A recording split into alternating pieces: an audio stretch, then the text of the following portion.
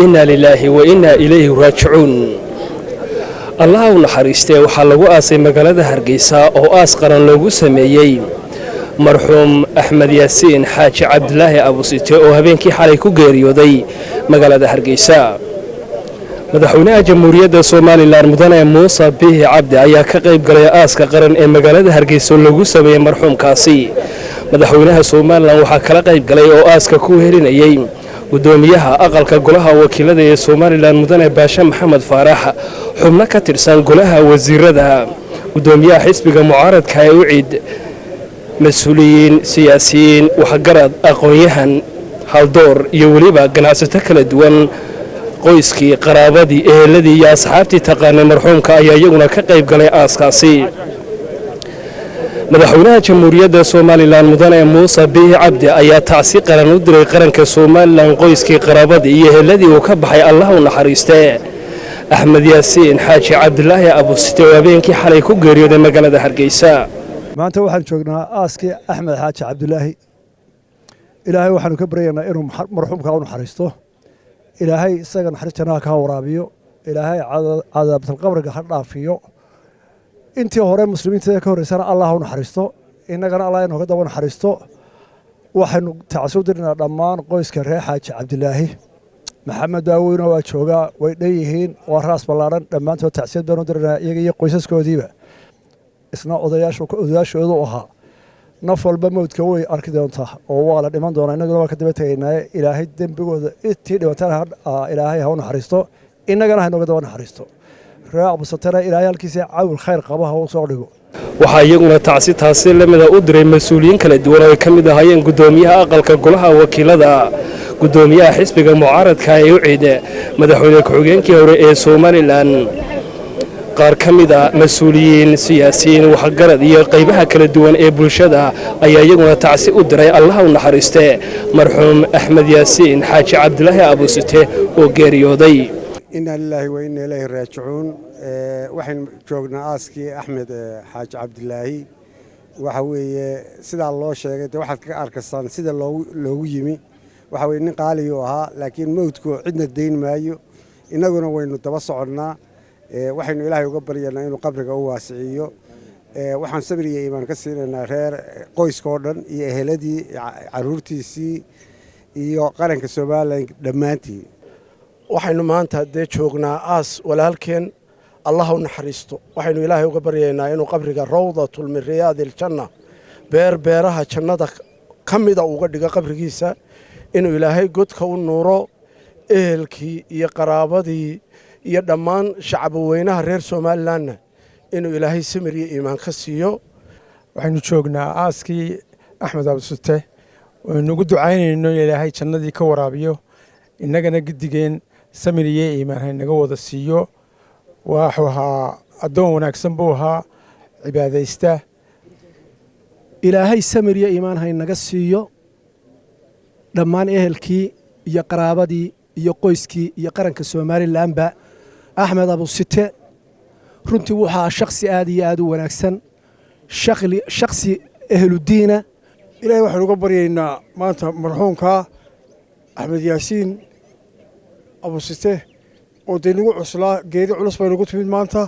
guud ahaan waxaan ka tacsiyadeynayaa qaranka iyo shacbiga jamhuuriyadda Soomaaliland dhammaan gudaye dibadba naxariista janno Allah ka waraabiyo taariikhdiisa waa laga warramay ilaahay waxaan uga baryaynaa inuu nabi maxamed ka xiriiriyo calayhi salaatu wasalaam ilaahay naxariis jannaasi Axmed Yaasiin wuxuu ahaa nin hal adayg leh oo kelmadooda aan weligii bedelin wuxuu ahaa nin dadku ka nabad galo nin aad u afkaaban buu ahaa dadii xoolaweynta hadhay reer Xaaji Cabdilaahi Cawad naqtaama Allah siiyo Allahna ha barakeeyo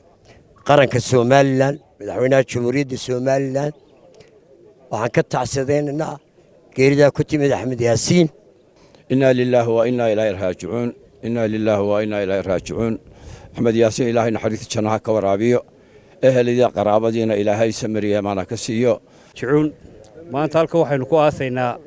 Xaaji Axmed Xaaji Cabdilaahi Abu Site dhammaan eheladii qaraabadii asxaabtii samiriya iimaan Allah ka siiyo